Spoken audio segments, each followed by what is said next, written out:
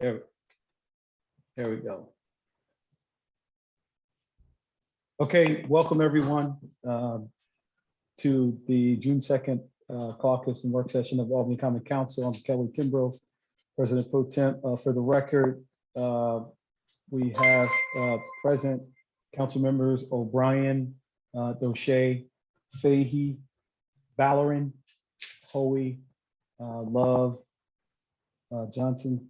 Mr. Johnson looks like he's still trying to connect. Ms. Frederick, along with Council President Ellis, staff, Research Council G.R. Pichardo, Clerk Danielle Gillespie, Corp Counsel Brett Williams. Okay. And Mr. Conti joined us, and okay. Mr. Flynn just joined us. Okay, thank you for that. Along with folks from Capitalize Albany, we have Renee McFarland and Ashley Mull, who will be doing the consolidated funding applications process for us. We didn't get through it last year because of COVID. So this year, the process is starting now. So what I'll do is we got everybody present and accounted for, acknowledged at least. So with that, what I'll do is I'll turn it over to both Renee and Ashley to start your presentation. Thank you so much for having us tonight. My name is Renee McFarland. I am the new Senior Economic Developer with Capitalize Albany Corporation. And I am going to be working on the consolidated funding application process this year. So I just want to say thank you again for giving us some time to address the council. And as we have in the past, Capitalize Albany will be taking on the role of serving as the local clearinghouse for all potential projects during round 11 of the CFA process. We manage and facilitate a large number of applications annually, and we help the applicants make their way through the process, many of which receive deserved funding. Applications did open up on May 10th, so with the time given at this meeting, we're right on track to get things moving well and organized. So at this evening's meeting, I'm going to give you all the necessary information your constituents will need to get the process started and provide information on what resources and services Capitalize Albany can provide regarding the potential projects. The process is mostly the same as in years past. We will touch on a few things that are new, some things to consider for round 11 this year, and we'll discuss the important deadlines. So as part of round 11, more than $750 million in state economic development resources are being made available through numerous New York State agencies like Empire State Development, Homes and Community Renewal, DEC, etc. In order to be considered for an award, a project applicant must complete the consolidated funding application. And for more detailed information on those specifics about the application, how it works, you can go to the REDC website, regionalcouncils.ny.gov, and you will find the available resources guide and webinar recordings for the different specific programs. So for as far as Capitalize Albany's role, same as in years past, if someone wants to explore a potential project, we'll be the local resource center to contact and serve as the clearinghouse to help facilitate projects. We'll work with you and your constituents to help ensure that everyone has a chance to submit their projects to the regional council and state agencies so that they can make their funding determinations. We do have a project intake form that we shared. It's on our website. We've sent it out in emails. And I believe John Raphael has a copy of that. And any interested applicants should submit that to us. We'll collect those forms. Thank you very much. We will collect those forms from all of the applicants that are seeking letters of support from the mayor's office or for whose applications require resolution from the Common Council. There are opportunities, or there may be a need for Capitalize Albany to serve as the lead applicant on specific projects. We'll also provide assistance to external applicants. But please, if someone has a project or an idea they'd like to discuss, just send them our way and we'll talk to them about it. So the REDC strategies pretty much remain the same for this year. They have the same 4 pillars: placemaking, workforce, tradable sectors, and innovation. Um, the other thing that comes into play this year is obviously COVID-19. So one of the things that was stressed in the program materials, and I heard actually from a council member this afternoon, was that they're looking for the long-term pursuit of regional initiatives and priorities that are sustainable and resilient and help us to get back on track in the aftermath of COVID-19. The council member did also say that there's still a focus on childcare needs and potential solutions and economic and environmental justice strategies. In this year's format, there are a couple of changes. One program that's not running this year is New York State Council for the Arts. They do anticipate offering funding for 2022. The New York State Main Street Target Area and Downtown Anchor programs through Homes and Community Renewal.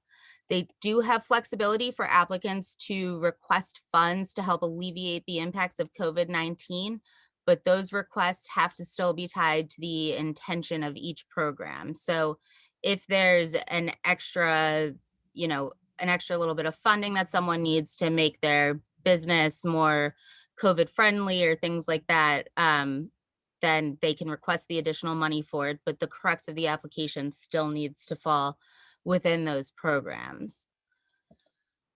So the other thing I found to be more interesting this year after watching this process for the past few years play out is that all of the participating agencies will be able to review applications, even if an application was not submitted to, the best program. Like if someone submits an application to Homes and Community Renewal, but it might be better for something else under Department of State, the other agencies can sort of catch that application and consider it for their programs, as long as the applications satisfy all the requirements for those programs. The other thing that is a shift this year is that Empire State Development capital programs, those are the 80% match, 20% grant programs, typically for building things. They're actually going to divide those into quarterly rolling application periods. So they'll consider applications submitted up until June 30th is the first period. The second one is July 30th and then September 30th. So there's still $150 million up for grabs in that program. They did mention specifically that anyone who can match beyond the 80% and ask for a lower grant amount would score higher in the process for evaluation. And the other item is that there are no top performing regions this year, and that's the Empire State Development Funds, the $150 million. So every project will be considered on their individual strengths, and the extra money won't be awarded in the way that they did in years past. The other program that is newer but didn't have too much time to get out there was the Governor's Workforce Development Initiative, which is a separate CFA process, and the information will become available soon, but it's not falling in the same timeline as the rest of the CFA process. So with all that being said, I'm sorry, I think I ran through it quite quickly, but my understanding is that a lot of you have been through this before, so I don't want to take up too much of your time. The important dates and deadlines. So New York State Economic Development Council did hold a workshop earlier today. Thank you. And that I hope that someone was able to attend that. We certainly were on it, so we've got all of the information from it if you need anything. We have selected June 30th as a deadline for priority projects from outside stakeholders to be submitted to Capitalize Albany for resolutions and letter of support requests. So those are the project intake forms. And then on July 1st, we will send those to you. And then at the July 14th caucus meeting, we'll present the slate of applications. And then it's anticipated that at the full council meeting on the 19th, you'll have the opportunity to vote on those resolutions. The application period closes at 4:00 p.m. on July 30th, and everything does have to be submitted by then, other than the other two programs that I mentioned. So does anyone have any questions or comments?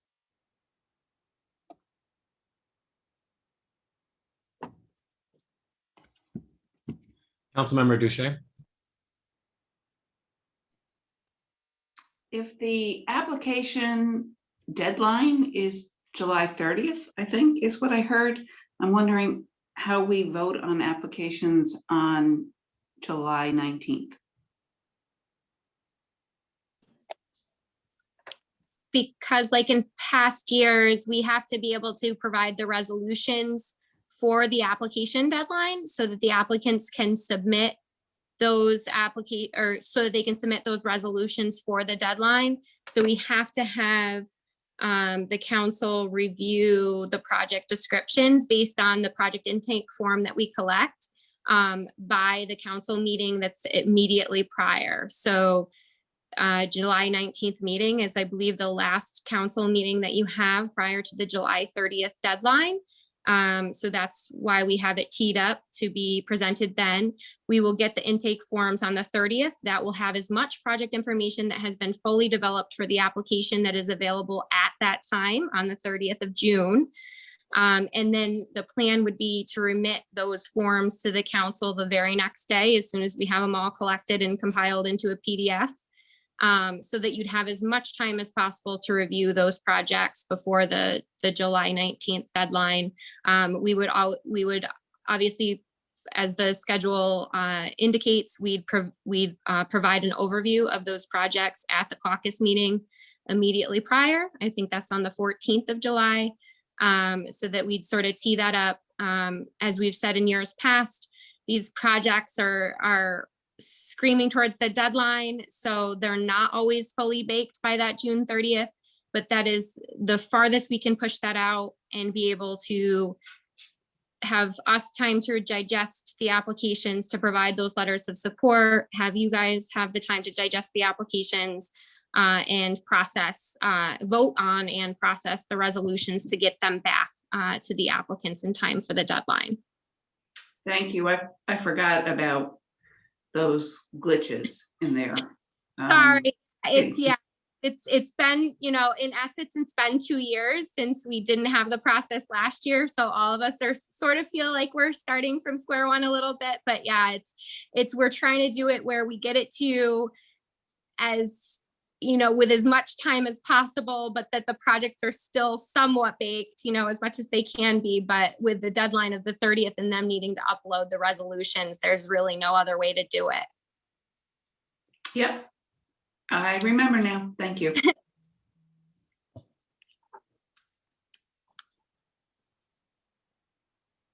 do we have any other questions from members? Jack? No? So I would imagine that if anyone had any further questions or needed some answers, they could just reach out to you. Absolutely. So you guys can touch base with us at development@capitalizealbany.com. And the phone number is also 434-2532. And we do, I was just going to say, and we do everything through the main development inbox, since there's several of us staffing that, so that we can, help Renee coordinate as best as possible. But if you get it to Renee, that's fine too. But we do try to have as many hands on this to process this as possible. Thank you. Okay, so if no one has anything further, we'll get to our regular meeting. Thank you, Ashley and Renee, for being here. Thank you very much. Okay. Thanks. And I think that's the shortest this meeting with them has been in the time I've been on the council. There are typically more questions, and of course, we're in person for those meetings, so it lent itself to discussing the stuff better. So with that, I will just jump into our agenda for the meeting. Is there anyone here that wasn't here when we started? Mr. Robinson, Mr. Igo, Mr. Anani. Mr. Anani. Okay, we'll add them to present also. And so just getting into it, for the agenda, I will, for approval of minutes, we'll have the May 17th meeting minutes.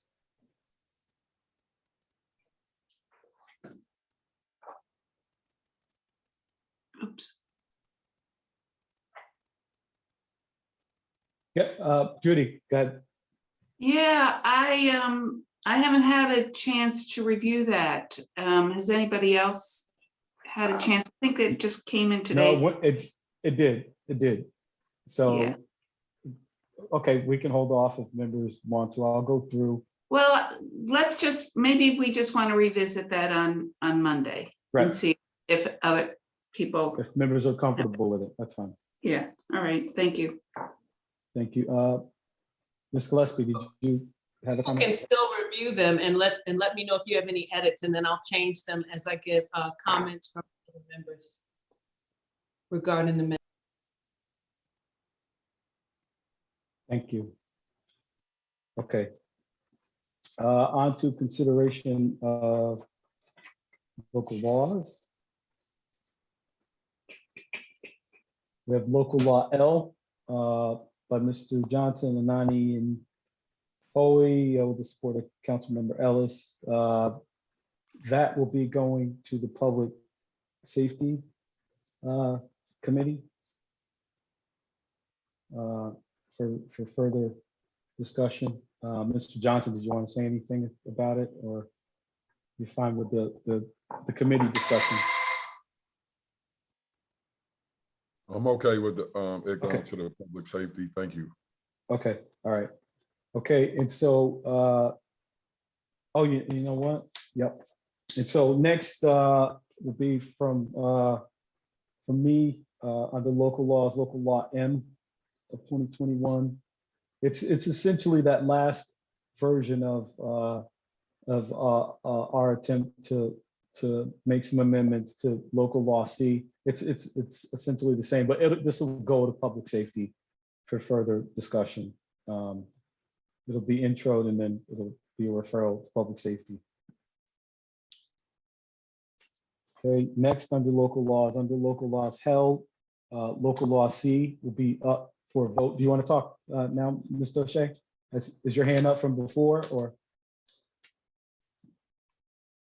You're muted. You're muted. I'm sorry. I was going to ask you a couple questions about your local law, but I'll put those on hold for now. So great. We're actually going to vote on it this time? Local law C? I thought we were going to vote on it the last time. Contrary to So- popular belief, I had nothing to do with what happened.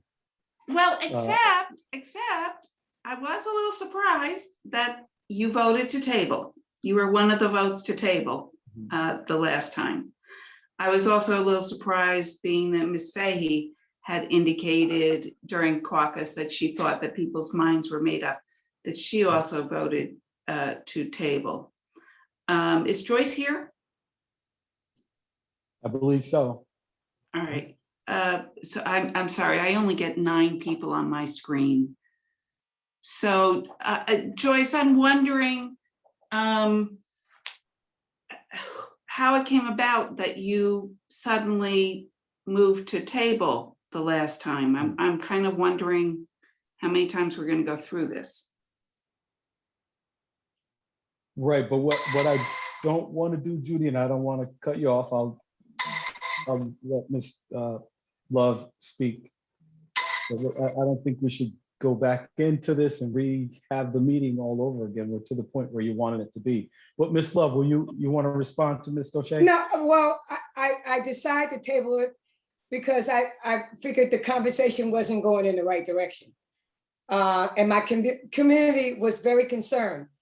I was getting texts and emails from my community, and they were very, very concerned. So that's why I tabled it. But are we going to go backwards or are we going to move forwards with this? That's the thing.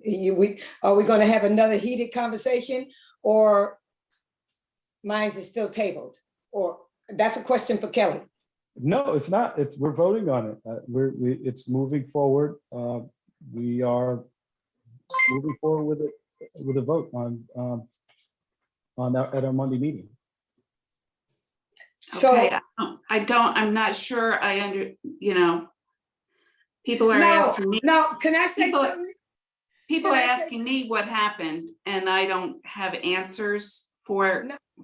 them. And now they're asking questions about whether or not this is going to be voted on. And I hope you guys can understand, being that I thought it was going to be voted on the last time, right up until the time Ms. Love made the motion. And I think a lot of people felt that way, that I'm wondering what level of confidence I should have that this is actually going to be up for a vote. Well, next week. first of all, I thought that I told JR that I wanted to discuss this, didn't want it to come back up right now because the community is very concerned. But I talked to JR, and I think I talked to maybe Kelly to bring this up at another date. I didn't think this was coming up Monday because I still have concerns. JR can Okay. answer that question. Right. No, what I would say is, Ms. Love, that you just speak to Ms. O'Shea, the sponsor at this point. It would be up to her to hold it or not. And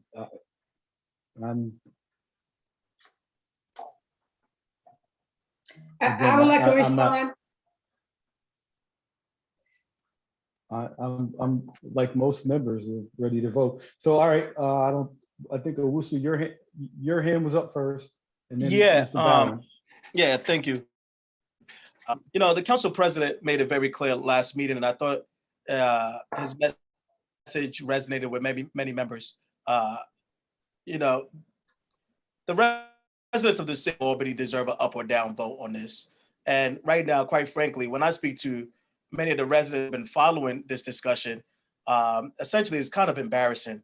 It seemed like we don't know what we're talking about, what we're doing. It's like, this is the first time something like this is coming up.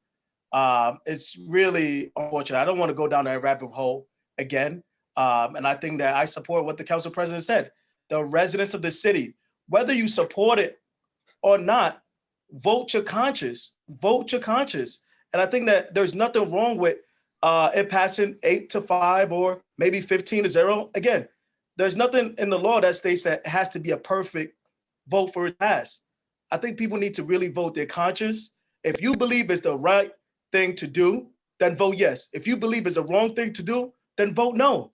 But enough of this amendments and this, oh, if you change this, if you did this, if you did that, I think the time is over.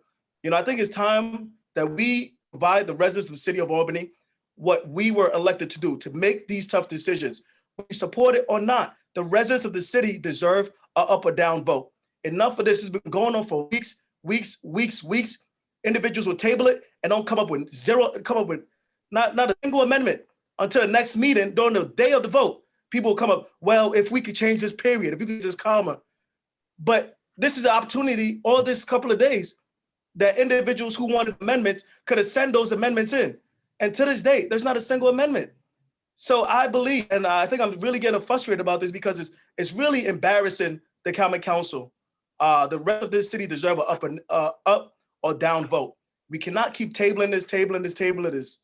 Enough of this amendments and whatnot. If you believe that the police department should have tear gas, then vote no. If you believe they shouldn't have, then vote yes on the council member's resolution. And enough of this hostile amendments at the 5th hour on members' legislation. Introducing a piece of legislation is not something that you could do overnight. It takes some time, it takes some thought. And at the 5th hour to say, I want to make an amendment to the sponsor's legislation, it's really concerning. And I'm not sure if leadership want to go down that rabbit hole, because there are candidates who are watching what we're doing. There are future council members who are watching what we're doing. And I think they're taking notes. And I truly believe enough of this tabling. I believe with all that's going on in our city, we deserve to vote this down or vote this up and make a decision to focus on the serious issues that are plaguing our city, particularly the gun violence that is taking over our community. Enough of it. Thank you, Mr. Anani, for that. Mr. Ballerin and then Mr. O'Brien. Thank you. I've been very open and vocal about my position on this since day one. I don't believe in something as serious as this, as voting on something that you don't believe in or you have concerns with. I believe, you know, if you've got concerns with issues, you should bring them up. And I brought them up from the very beginning of this process.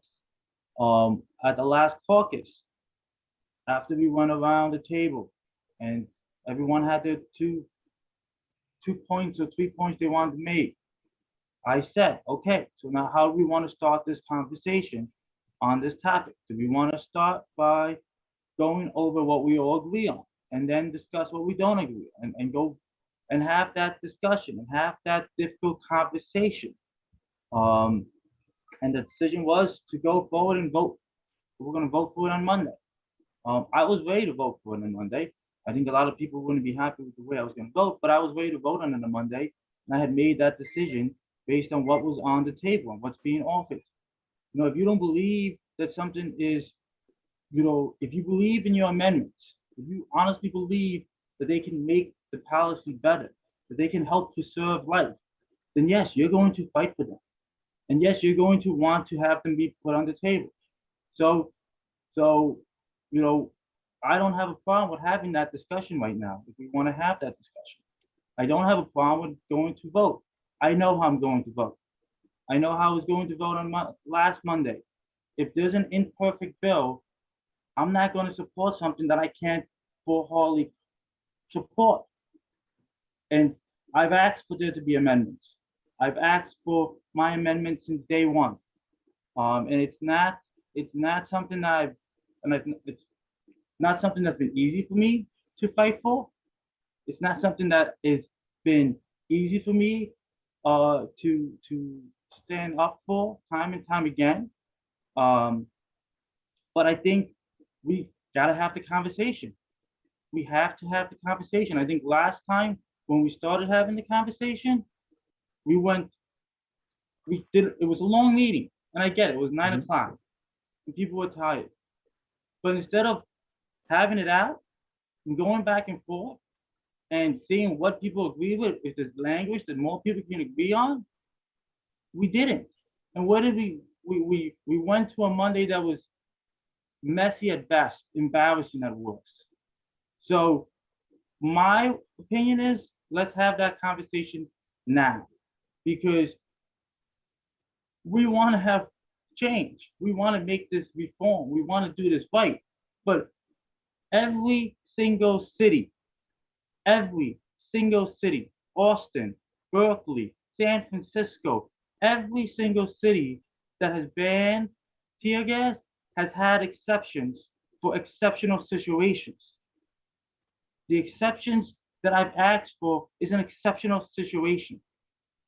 And I don't think us not willing to have that uncomfortable conversation, not willing to have that, you know, difficult discussion is making it so we have two groups with policies that we don't agree with. Okay, so let's come together and let's figure out what we can agree on and move that forward. But I mean, but I'm ready to vote. Whatever decision people want to make, I'm ready to vote. I think but what my view is, we're losing an opportunity. We're losing an opportunity to actually address the issue and actually try to correct the issue, correct it, and put something on paper that that will not have to worry about a veto. Okay, that won't have to worry about having less than 10 votes. And I think if we're willing to put ourselves out there, we can get there. But we have to be willing to have those uncomfortable conversations. Thank you, Mr. Ballerin. I know this is a conversation we need to have. We've had a number of meetings. So it's just, Mr. O'Brien. Kelly, I didn't even know if it was on the active calendar. Is this on the calendar? No. Not on the see- active calendar. So Right, why did this come up? Well, I'm pretty sure at the last meeting, when we tabled it, I said, maybe I didn't. That You we- said, but that that we- ain't what that we, right. So here's the thing. Everyone's saying now that we want to have this conversation or dialogue or work on these amendments. Did anyone reach out to the sponsor or say anything regarding trying to make some changes since our last meeting? Again, and you know where I stand on this. I'm a no. I don't agree with it. I think it's a mistake. But I've been pounding my head against the wall for the last 2 months over this. So,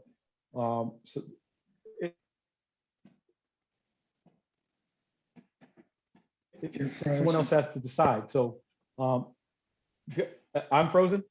Am I frozen? You were for a minute. Yeah, I think we're all having that issue. But so again, I'm just one person, so I can't apparently decide whether we go forward with it or not. If members say no, they don't want to, then I guess not. But we should not go forward with it to avoid a tough vote without actually working on what we want to put in place of it. The thing is, we lost since the last meeting. Again, I don't know that any discussion's been had regarding this. So we're back in this again. But Mr. O'Brien? Yeah, I agree with what Alfredo and Kelly have said. And contrary to what Awusa said, there were amendments offered.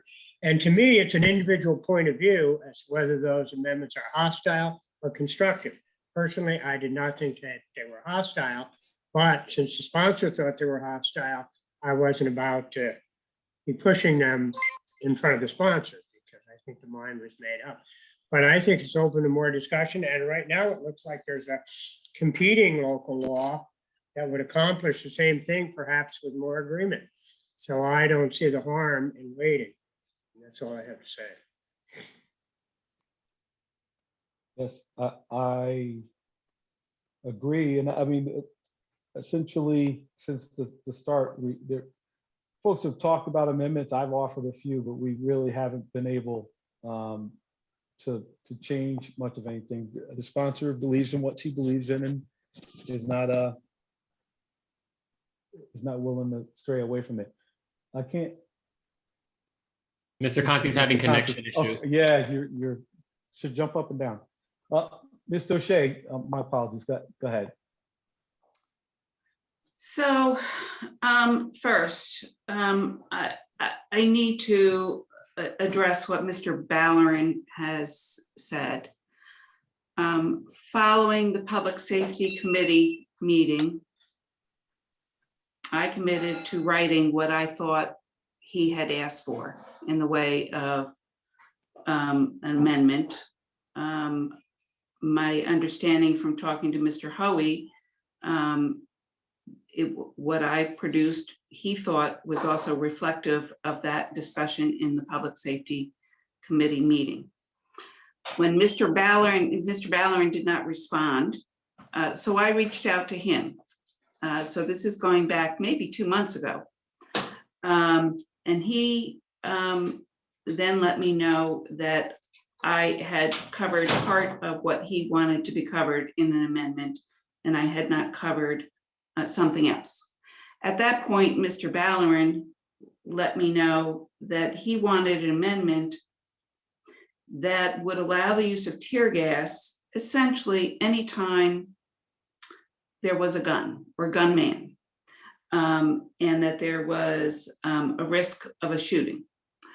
And he thought that tear gas could be used. I asked about protections in residential areas, and he didn't think that that would be viable. As we discussed it, I thought his other amendment, which he had described during the committee meeting as, Judy, you got to meet me this other 5%, was essentially something that would result in tear gas being used whenever there was a gunman. And we know that there's gunmen all the time. So I was not in a position to understand what he was asking for in trying to probe, et cetera. I wasn't in a position to then draft language because I really didn't understand his position. What I asked him to do at that time was to work on it and put in writing what he was asking for in the way of specific language, and that I would consider that. But I didn't think that it was likely that it was going to be a viable amendment that met with the overall purpose because of how broad his discussion was. So I asked him at that time to go ahead and put it in writing.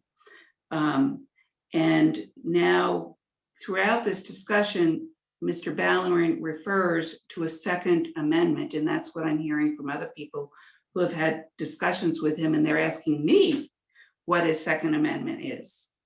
And I have conveyed that I don't know because I haven't seen it in writing. And I had a hard time understanding what specifically was his amendment at that time.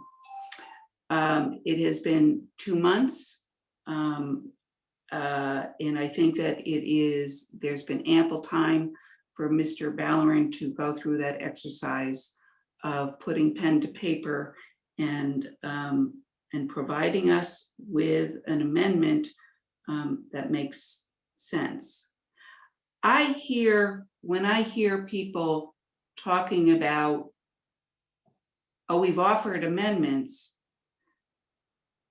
as though I'm being unreasonable, I think that this is something that we all need to understand, that there simply sometimes is a disagreement about how you handle a situation. And we have a situation in which tear gas was used on a specific population that has been discriminated against because they have been protesting police treatment of people of color. And it's the first time it's happened in 32 years. Now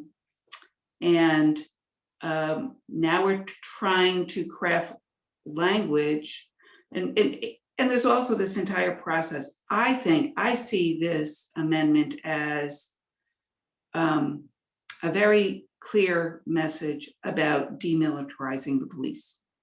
And I think we have been moving in the wrong direction on that for a number of years. I think that we had been moving in the right direction for a number of years. And I think more recently we've been moving in the wrong direction. And I think that we need something to do something bold and very concrete with regard to saying we want to demilitarize our police, because we have seen what has happened here in our city as well as across the country. And we've never had an opportunity where public opinion has been coalescing around this particular issue. And it's not only about tear gas, but it is about the racism embedded in our society, especially when it comes to police treatment and prejudices with regard to people of color. This is, and I gotta say, so something happened last year, over a year ago, in this regard. And now we have the report issued, and the report backs up this particular action, the police collaborative report. And while some people want to, I want to say, kick the can down the road in terms of police reform, things continue to go on that are of concern in our community. And there have been continuing incidences with regard to the treatment of the police by people who are protesting the treatment of the police, especially of people of color. And I know that RFPs have been issued, but I also know that we had a plan 4 years ago to redo the USDO, and we're only getting around to it now.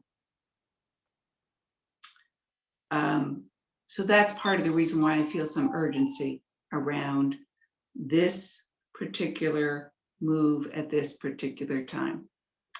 The amendments that have been suggested still allow the use of tear gas in residential areas. Doesn't define residential areas. It needs a lot of work. We're going to define residential areas. Does that mean any place in which a residence can be legally located? Let's keep in mind that people who were over 1,000 feet or 1,500 feet away from the use of the tear gas last summer, we're having it go into their homes. So just in a residential area, we wouldn't want it used in, for example, Lincoln Park. Is that a residential area or not? It's easier to have a bright line and to say the police need to be de-escalating this situation. Finally, I want to say I watched the trial of the Chicago 7, and it was interesting how some of the scenes in that movie were eerily like some of what we have seen in our city. And the question that was raised, they were all eventually acquitted. The question that was raised, was it the Chicago 7 who instigated what then was allegedly a riot, the term that is being used in the amendments, or was it the police who, in that case, took action that resulted in a riot, or took actions that essentially were riotous? So that's one of the problems. People like to use the term, oh, I have no objection to ban the use of tear gas for people who are protesting peacefully.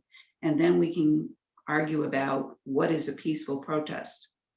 And does this mean, as often happened when I was growing up, do you need to say, Father, may I, before you voice an objection, before you raise your voice because something is clearly wrong with the way things are being done? Everybody's, just like everybody's definition of what would be a reasonable amendment to this legislation might differ, everybody's definition of what is a peaceful protest maybe fall far short of what the First Amendment really allows and is intended to protect. It really falls short of protecting people's equal rights and their civil rights in our city. So I continue to object to the inferred characterization of my position as being unreasonable with regard to this. I think it's perfectly reasonable, and it's the appropriate action to be taken. And I continue to object to any discussion of tabling the vote, deferring the vote on this particular legislation. Thank you.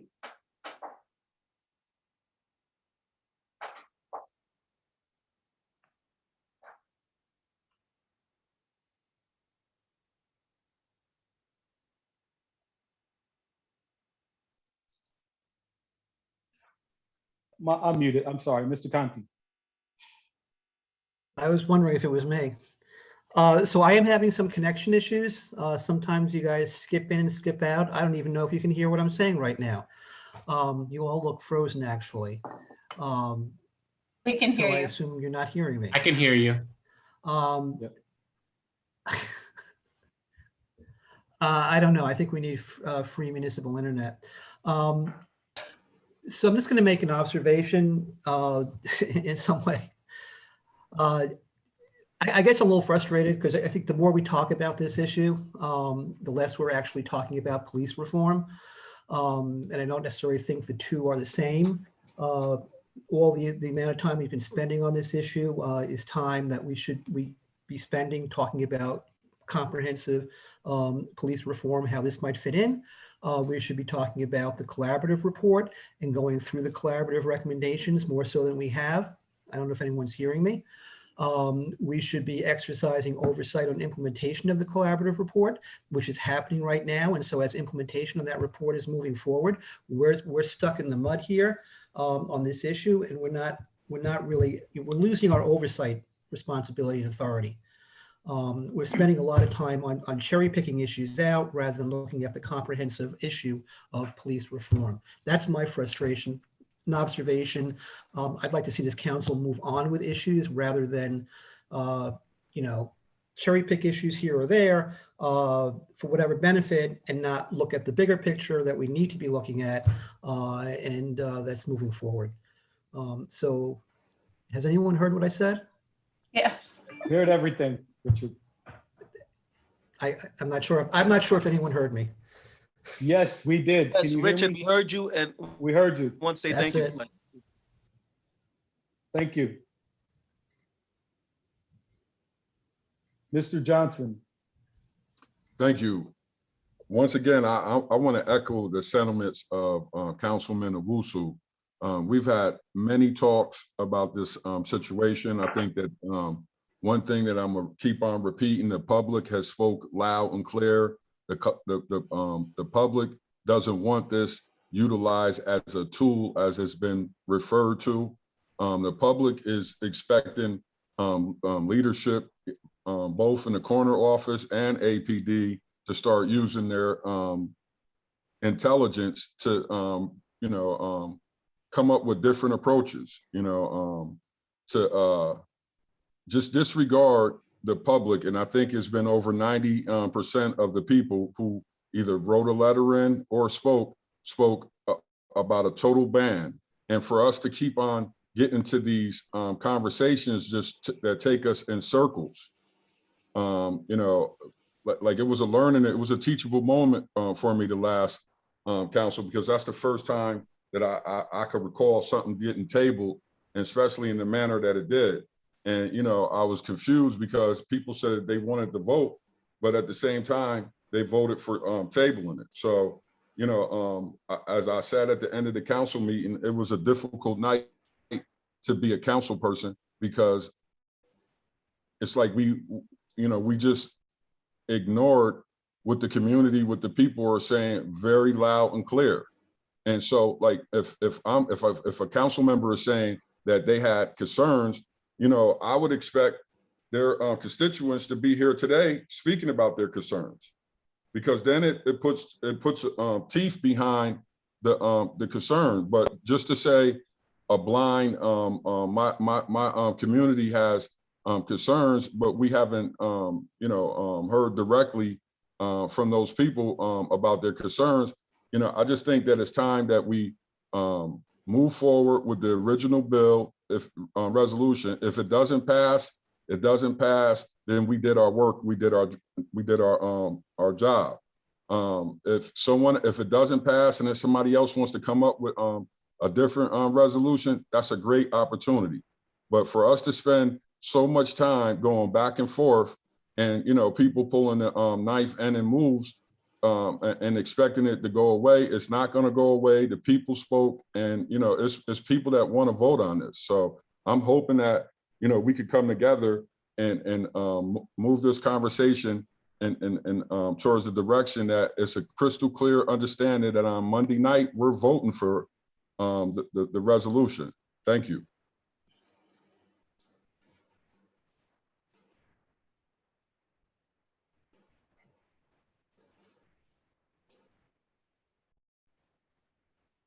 Ms. Fahey, then Mr. Ballerin. Thank you, Mr. Johnson. Let's see.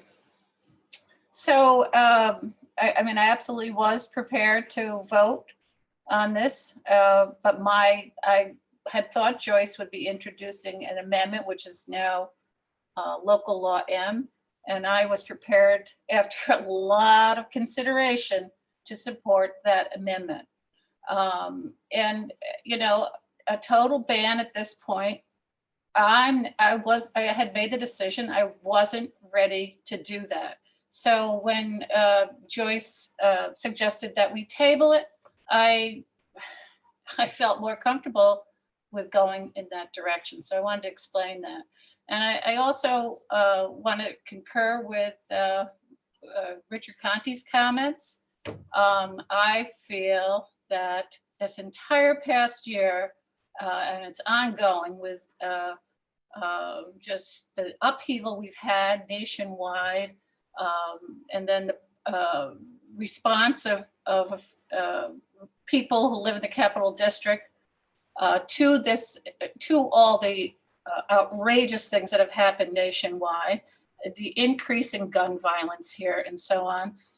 We have really lost sight of what our city can accomplish, had been accomplishing in terms of taking a different approach to policing. And that's the opposite of a militaristic approach. It's a community policing, problem-solving approach. I feel that we need to get back on track with that. You're correct, things don't change as quickly as we'd like them to, but we were on the right track, moving in the right direction. So I just wasn't ready to to vote for this complete ban, because I felt that this is a complex issue, and I felt the amendment that was being offered took a more measured approach to this whole problem. So those are my 2 cents. Mr. Ballerin. Thank you. So I just want to make 2 things clear. The amendment that I asked for, which was that if there was a gunman or an active shooter, this can be an alternative to lethal fire. I think was reasonable. I think is reasonable. It's been added to Kelly's amendments. I have issues with the amendments on local law M. I've got concerns about that. And the reason I voted to table local law C was because I felt we were rushing too quickly to vote on the other bill without having enough discussion about that and addressing the concerns that people have about that. So I wanted to make sure that we didn't move that too quickly down the process, because I have some issues with that will be flushed out hopefully throughout the next few months.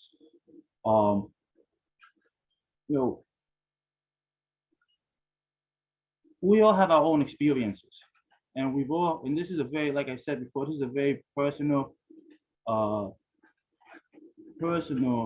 situation for anyone who experienced it. And I know 8 of the council members experienced it last year themselves. They were there, they felt the burning on their skin, they felt the burning in their eyes. I felt the burning of my skin when I showered, so we felt it.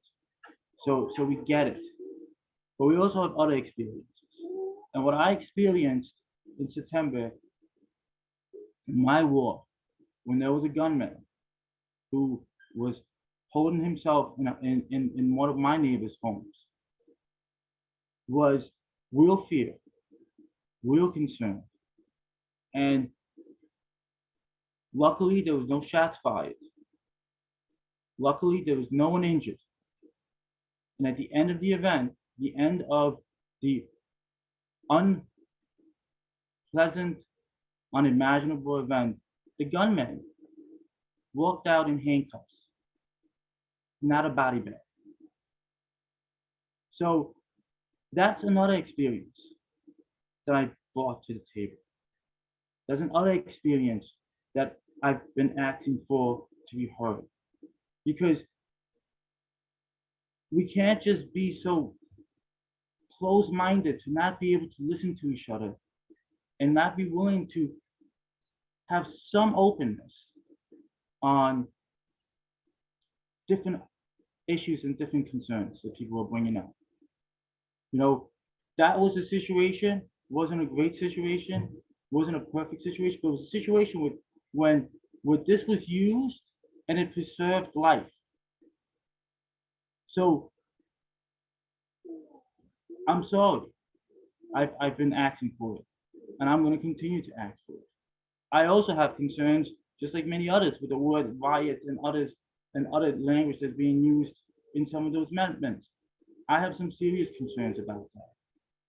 And I apologize, Judy, that we haven't had more conversations. You've been on my list of people to call, you know, and I wish I would have reached out. I wish I had the time to reach out to you to talk about this one more time before it came out for a vote, to see if there was any opportunity to have any additional language put out.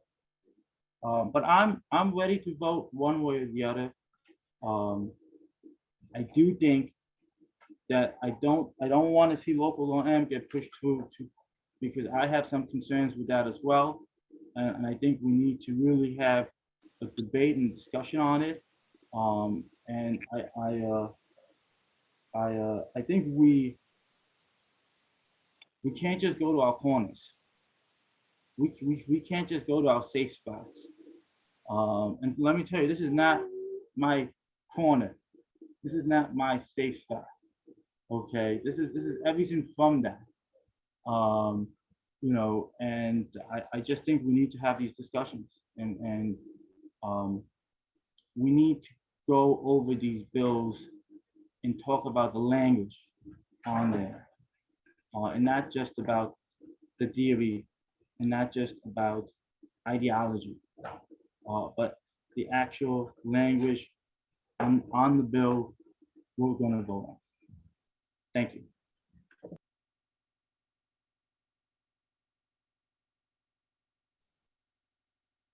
Mr. Anani.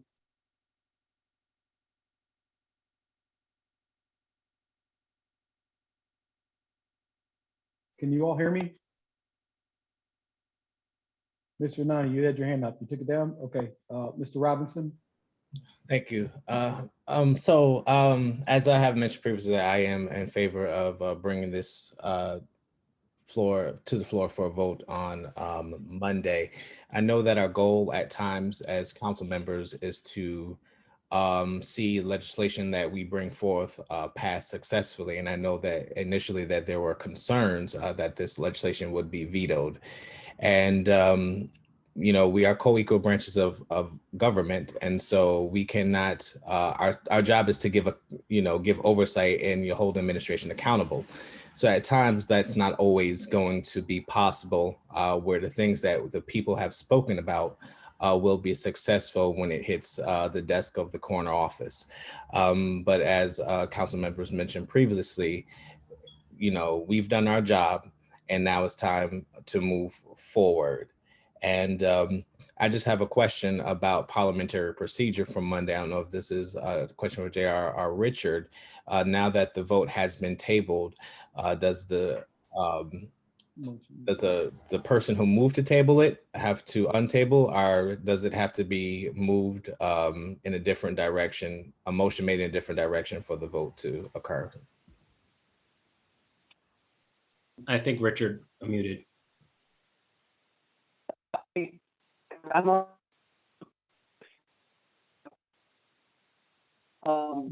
But you do be a motion to take off the table, which the student can make, and if the motion is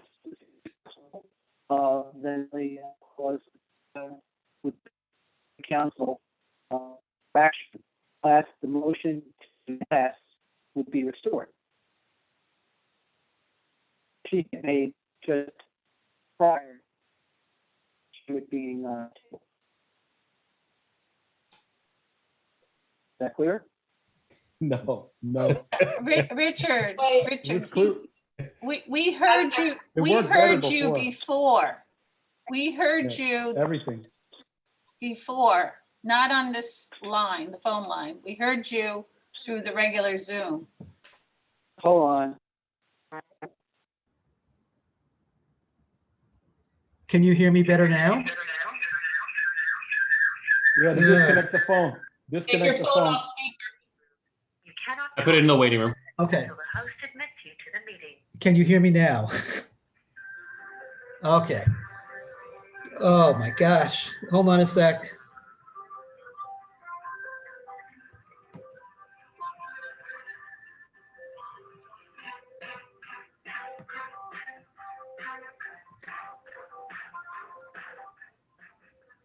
I don't know how you do this, Alfredo. Yeah. Will you speak on both?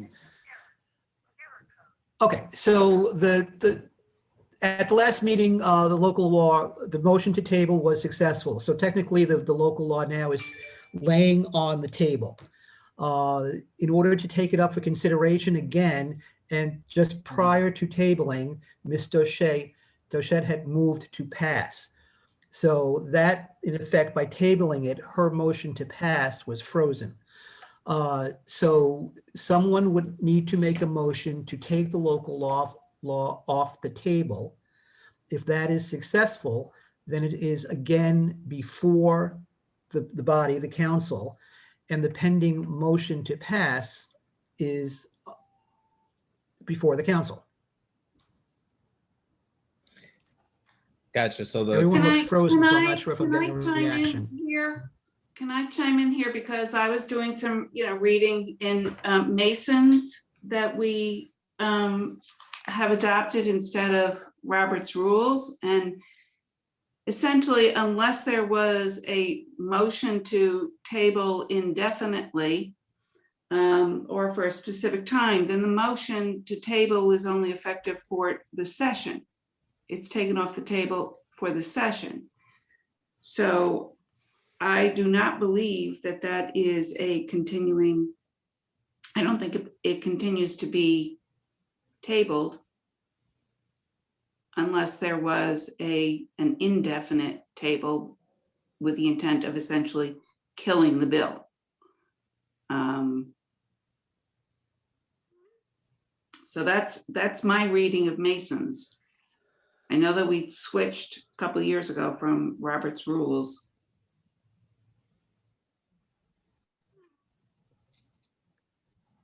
Excuse, Just really quick, Can I- Kelly. Oh, sorry. can I speak?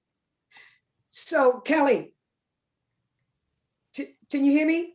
Yes, Ms. Love, go ahead. So how come Judy can't introduce her local law on Monday night? Can Judy put her local law on the table, on the floor Monday night? That's a question. Yeah, well, according to the rules, it sounds like yes. Then let Judy put her local law on the floor Monday night. How come she can't put it on the floor Monday night? Everybody looking like they're confused now. I would be glad to do that. Thank you, Judy. That's my question. Thank you. I would be glad to do that. I would like to move forward with the vote. That's how we started this conversation. All right, well, next item on the agenda. Okay. Let's go. Okay, so next under, we all set? Again, we kind of went full circle and came back to this point. Next, under local laws held, was item number 9. It's local law K of 2021 by Parks and Rec and Mr. Flynn. That went through committee, came out with positive recommendation. Mr. Flynn, you there somewhere? We'll be voting on that on Monday. That was local law K. Okay, next on. We'll be voting on that. On to ordinances introduced. We have 176121 by Ms. Fahey. Yes, this is this amends the solid chapter 313 solid waste situations where health and safety is at risk at a property, and you have a situation where the property owner is persistently non-compliant. There's been repeated problems at the property. So it would allow, the law says they have 5 days once they're notified of the problem, 3 if it's in person. And this would allow the city to go in earlier and ask them to clean it up immediately, or DGS will clean it up, basically. Okay, that will be a referral to law. Yeah, law is fine. I kind of set out thinking about general service, but law committee, it is for that. That'll be referred there. Next ordinance, 186121 by Mr. O'Shea. Excuse me, 186121. That'll be a referral to planning. Mr. O'Shea, you want to say anything about it? Actually, I was wondering if we really need to refer it to planning because it came out of discussions in the planning committee. And this is simply an extension of the suspension of the green roof incentive because we are in the middle of reviewing the USDO. And so we're not anticipating we're going to be adopting all of those amendments before this expires. It expires on June 30th. So it's a simple extension for another year while we continue to do USDO changes, and hopefully we are going to actually take this up. I leave it to leadership and Ms. Fahey. I know, but that's what we've talked about in planning committees. That it's just an extension. Okay, so it would need to be held until we hold the meeting. There needs to be a notice of a public hearing. So it would be introduced and held for then action at the June 21st meeting, right, JR? Yeah, are we gonna schedule the June 21st meeting for a public hearing? So we can get the notice out in the newspaper ASAP. Yeah, you had done that and circulated that. I was copied. I just chimed in. I hope other people agree. So, Mr. Kimbrough? Yeah, that's fine. Okay. That works. Can you take care of that, Mr. Pichardo? Yeah. Thank you. Thank you, Mr. O'Shea. Okay, next ordinance is mine. It's 196121. It's authorizing brothers to build a deck alongside their business there. This will be a referral to the finance committee. As we're doing down there, kind of similarly what we did with Albany Distillery at the bottom of Livingston Avenue. Same idea, but it'll be a referral to finance where we can discuss it.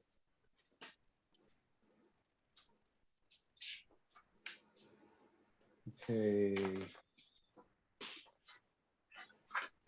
Actually, I'm sorry, real quick. Mr. O'Shea, I sent you the environmental assessment form that I need so that way I can refer to the county. The county will address it before our next meeting. I just need that one pro forma.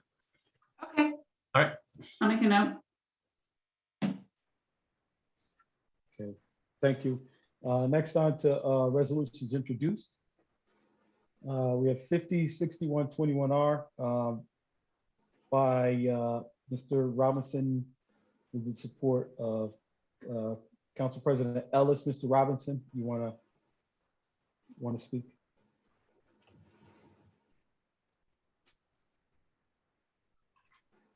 It's recognizing Juneteenth. Mr. Robinson, are you frozen? Can you all hear me? Yeah. Okay, so it's not, I believe okay, He's muted. okay. You're muted, Mr. Robinson. Can you hear me? Yes, yes. You want to speak on the resolution so we can move it on Monday? I can't hear you. You can't? Can you hear me now? Can you hear me? Oh, man. Go ahead, go ahead. We can hear you. This internet is trash. Can, Municipal internet, that's the way to go. I've been talking about this for years. But anyway, the council members' resolution is self-explanatory. I think yeah, it is. We did last year. But I wanted to, because we're going to be passing, I wondered if you wanted to give them the opportunity to say. Move on. I can't. Okay, I heard you say move on. Okay, all right. So we'll be moving that. It's a Juneteenth, and we've done this in the past. We were all co-sponsors last year. A show of hands, all co-sponsors on the Juneteenth resolution. Okay, all right. Okay, we're all co-sponsors. It'll be passed on Monday. Next resolution by Mr. Conti's 51-61-21R for LGBTQ Pride Month. Mr. Conti, you want to try and speak? We're all co-sponsors before. It's expected. Can everybody hear the me? same. Yeah, we Okay, I apologize because I don't know what's going on here. We are all having that issue, Richard. So okay, because it's not me. Otherwise, I'd feel like it's me again. This is the Capital Pride Reso that we do every year, and so I would like to pass it. There is an event that I'm hoping I'll be able to do a presentation at. If not, we'll transmit it to the relevant organizations. There are some events happening this month, not the big celebration that we ordinarily have, but there are some smaller events happening. And so, it's like we're coming out of this, and hopefully, if all goes well, there will be the big Pride Parade and Festival in September. There is a date, and it's all contingent on some protocols, et cetera. So I'm hoping that we will be in a position where we'll be able to have that celebration in September. But in the meantime, this is, June is Pride Month, and we want to get this done. thank you, Mr. Conti. All co-sponsors again this year, right? Okay, good. All right. Okay, so next, what we'll be doing is a couple of MCs too. One by Mr. Anani will be leading the gun violence awareness, and then Mr. Conti, the resolutions 52-61-21R and 53-61-21R. Mr. Anani? I know it's self-explanatory, but you like to talk, Yeah. so. No, yeah, thank you. Again, this is to bring attention to gun violence, to bring gun violence awareness into the city of Albany. This resolution has been introduced over the past couple of years. But looking at the climate that we're in, I think it's important now than ever to make sure that the residents of the city know that we take this matter serious and want to make sure that we're bringing attention to it, looking at some local data, and also just talk about what we're doing. Again, this violence that we're witnessing is not just the police department responsibility, it's on all of us, government, community leaders, families. Every single one of us have a responsibility to make sure that all our neighborhoods are safe. So again, to continue to bring attention to it, and hope that one day we don't have to introduce this resolution. But until then, I'm going to continue supporting this resolution and bringing awareness to this. Gun violence is a disease that we need to plague. So thank you all so much. And I know that many people have supported in the past and continue to speak. Thank you, Mr. Nani. All co-sponsors as in the past, will all be added. Okay, next, Mr. Conti, Washington Park resolution. Thank you. So this year, we're actually celebrating the 150th anniversary of Washington Park, which is a premier park, nationally recognized. So this is a resolution that would celebrate and commemorate the 150th anniversary. There's also a lot of information there about the history of the park and some of the assets, et cetera. So I'd like to be able to do this and get this passed on Monday as well. Okay, Welcome members as co-sponsors. okay, everyone interested in co-sponsoring? Okay. Looks good. Okay. So that is it for the agenda.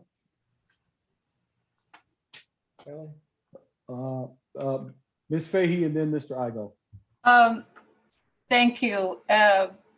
The planning committee, we have a schedule, we meet every 2 weeks and to discuss the USDO. And we had scheduled on June 30th at the council caucus for our planning department to come in and do an update as to where we're at with discussing the various amendment proposals to the USDO. And so I just want to make sure that gets on the schedule for caucus. And I also want to remind other council members that presentation will be taking place.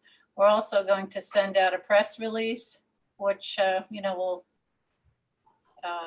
give to you for review, that will go out to the public, because we would like the public to know that this is going on in case there are things that they would like to bring up at one of our subsequent meetings. Thanks. Kelly? Oh, Kelly. I was muted. I was muted. Kelly, I'm sorry. Judy, hold on a second. I just want to remind planning committee meetings that our interviews are for the broadband commission. Is that the title of it? Internet Broadband Commission. Begin this Thursday. Tomorrow. Oh, Yeah. tomorrow. Thank you. Thank you, Ms. Fahey. Mr. Kelly? Igo? Yes. Danielle, I have a question. Are we on board for the law committee meeting for the 14th now? We should be on board. I haven't sent the notice out yet because there was a modification that was made to the supporting memorandum that goes with the local law H of 2021. So as soon as that's in there, I'll get it out probably tomorrow. You hear that, Richard? He's muted. Thanks. The reason why I was asking the question, Joe, because there was some postings on the outside that the committee was meeting on June 14th, and I hadn't seen an official notice, so that's why I was kind of curious as to what was happening. We've all been waiting for it, and I believe it's at that time of year also where there's some primaries coming up, and some people are working very hard, and it might be difficult in the month of June getting some things scheduled. So it'd be good trying to get this one in. Yeah, I was never a proponent of the June primary calendar. So the June 14th meeting is indefinite, Joe? It is definite. It is. Oh, Just hasn't posted yet. It will be. okay. But it's only on the two of those. Yes, And then the third one, that'll be a separate meeting. yes, that will take some more time, the good cause eviction. And I believe they're still trying to hold them as a package, and it's up to the And I'm sponsor. frozen. You're frozen. Anybody hear me? No? Yeah, I can hear you, Joe. It's up to the sponsors of those that have passed, if they want to move them, or if they want to hold on and release them as a package, which was told to me originally. Yeah, the one that I have, I'm holding until the whole package is resolved. Great. Thank you. Thank you, Danielle. Joe, do we have a date for local law F to be looked at? No, we don't at this time. I thought everyone said it was getting some work and you're the sponsor. Okay. I mean, I'm ready to go forward whenever you are, Joe. Okay, well, let's see what this means. We thought it was definitely too much to do this and 3 in the meeting again. A lot. No, I get that. No, I definitely get that. I think it should be one individual meeting. I know it's a Okay. heavy lift. I just don't want it to get lost in the shovel. You don't want it on the 21st, I don't think, do you? Well, no, I don't want it on the 21st. How about the 23rd, though? I'm okay with the 23rd, or I'm okay with the Parks and 15th. Recreation is meeting on the 23rd, so that date's not available. And I don't know if I saw the revisions yet. I haven't seen the amendments yet for local law F, so I don't know if they're all done. I think they're all pretty much done. I know we made a few changes recently. So I guess we just get that out to you. And like I said, I'm okay with doing it the 15th or the 16th. I would prefer not the 21st with the, you know, I just don't want it to get lost and everything else was fine. I don't think that could get lost. Thank you. Mr. O'Brien? Yeah, question, where are we on replacing Michelle? We are right now trying to schedule some interviews for the 10th and the 11th. We're actually up in the air because one member of the team of doing the interviews is down right now, and so we're trying to fill that space. If any one of you retirees want to step up and fill the void. If you need me, I volunteer. Okay, that would be helpful. So yeah, that's the intention to do the interviews those 2 days, the 10th and the 11th. Okay. And a gentle reminder, if people have not completed and submitted their financial disclosures, if they could do so as soon as possible. Thank you very much. And if you have access to a scanner, you may scan them too, Danielle. Can I ask, in the past, I know sometimes we got that form as a fillable form. Have the that we fillable could just fill PDF. out online. I'll resend it as a electronically and fillable send form. back. I mean, is that? For And those I'm really not members, hearing what you're saying because of my. yes, I have the PDF fillable form. I'll resend it with the Okay. fillable form. You still have to sign it and then submit it back to me. That'd be lovely. Yeah, and I think you can sign it online too. But anyway, that would be a lot helpful. Thank you. Okay. We have any further comments, questions? If not, I make a motion to adjourn the caucus. Second. Everyone's dropping off. Okay, Mike's motion, Judy second. We will. And all in favor? Aye. Aye. Okay. All right, meeting adjourned. I usually just skip through these.